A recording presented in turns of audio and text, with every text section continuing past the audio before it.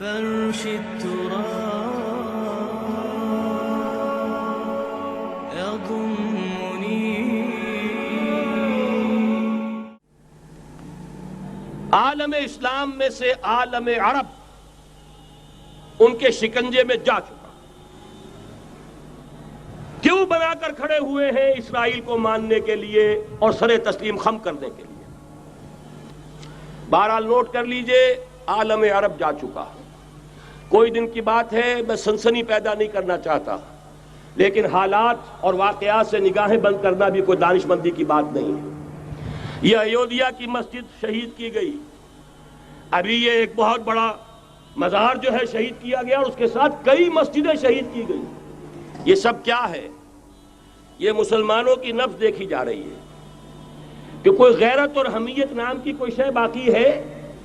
جیسے علامہ اقبال نے وہ نظم لکھی تھی عبد القادر روہیلا بڑا ظالم جفاجو کینہ پرور تھا، لیکن یہ کہ اس نے جو ایک ٹیسٹ لیا تھا کہ وہ جو عورتیں ہیں تیموری خاندان کی، ان میں کوئی رمق رہ گئی ہے؟ معلوم ہوا کہ نہیں، کہ غیرت نام تھا جس کا گئی تیمور کے گھر سے، ختم، غیرت نکل گئی. اسی طرح ایودھیا کی مسجد، اب چرار شریف، اور یہ کوئی دن کی بات ہے کہ اب مسجد اقصیٰ کا نمبر آیا کہ آیا. اس کے لیے پوری تیاریاں ہو چکی ہیں. یروشلم کا مشرقی حصہ خالی کرایا جا چکا ہے، اس کے اندر اب پورا تسلط یہودی کر رہے ہیں. یہاں تک کہ اب کے یاسر عرفات صاحب نے بھی کچھ نہ کچھ جو ہے احتجاج کی بات کی ہے، حالانکہ اب تک ہر بات مان کر منقار زیرے پر تھا. لیکن یہ کہ ایک وقت آتا ہے آخر کار اسے بھی کچھ بولنا پڑ گیا ہے. لیکن یہودی اب پیچھے قدم ہٹانے والا نہیں ہے. ان کا تھرڈ ٹیمپل، تیسری مرتبہ ہیکل سلیمانی تعمیر ہونا ہے. نوٹ کر لیجئے، ان کے لیے وہ وہی کچھ ہے جو ہمارے لیے کعبہ ہے. ان کے لیے ہیکل سلیمانی بالکل وہی حیثیت رکھتا ہے جو ہمارے لیے کعبہ. وہ ہیکل سلیمانی ایک مرتبہ پہلے نبوکدنضر کے ہاتھوں مسمار ہوا، پھر سن 70 عیسوی میں ٹائٹس کے ہاتھوں مسمار ہوا. سن 70 کے بعد آج 1995 میں کتنے برس ہو گئے؟ پورے 1925 برس ہو گئے کہ ان کا کعبہ زمین بوس پڑا ہوا ہے. اب تک تو ان کا بس نہیں تھا، اب تو بس ہے کہ نہیں؟ اب ان کی حکومت ہے کہ نہیں؟ اب شاہ حسن ہو چاہے شاہ حسین، ان کے نوکر اور چاکر ہیں یا نہیں؟ اب انہیں ڈر کس کا ہے؟ لہذا کوئی دن کی بات ہے، مسجد اقصیٰ شہید ہوگی اور ٹیمپل کی تعمیر شروع ہوگی. یہ تو بہرحال ایک نقشہ ہے. اگلا نقشہ آپ کو بتانا چاہتا ہوں، ایک دوسری تصویر ہے. یہ تصویر ہے زمینی، ایک تصویر ہے آسمانی. وَمَكَرُوا وَمَكَرَ اللَّهُ وَاللَّهُ خَيْرُ الْمَاكِرِينَ.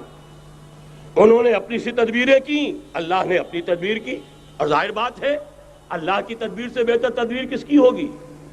چنانچہ یہودیوں کی سازشیں اس وقت بھی ناکام ہوئی تھی یا نہیں؟ ظاہر بات ہے جاء الحق وزهق الباطل ان الباطل کان زہوقا. لہذا یہ آیتیں دونوں اعلان کر رہی ہیں کہ یہودیوں کی سازشیں بالآخر ناکام ہوں گی اور دین حق کا بول بالا ہو کر رہے گا. یہ تو ان آیتوں سے ظاہر ہے. یریدون لیطفئوا نور اللہ بافواہہم واللہ متم نورہ ولو کرہ الکافرون.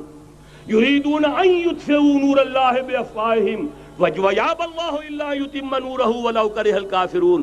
هو الذی ارسل رسولہ بالہدی ودین الحق لیظہرہ علی الدین کلہ ولو کرہ المشرکون.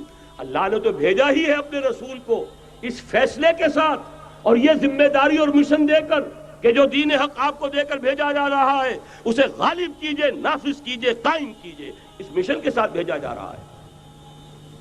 قرآن کہتا ہے ببانگ دہل وَمَا أَرْسَلْنَاكَ إِلَّا كَافَّةً لِلنَّاسِ بَشِيرًا وَنَذِيرًا. اے محمد صلی اللہ علیہ وسلم، ہم نے نہیں بھیجا ہے آپ کو مگر پوری نوع انسانی کے لیے بشیر اور نذیر بنا کر.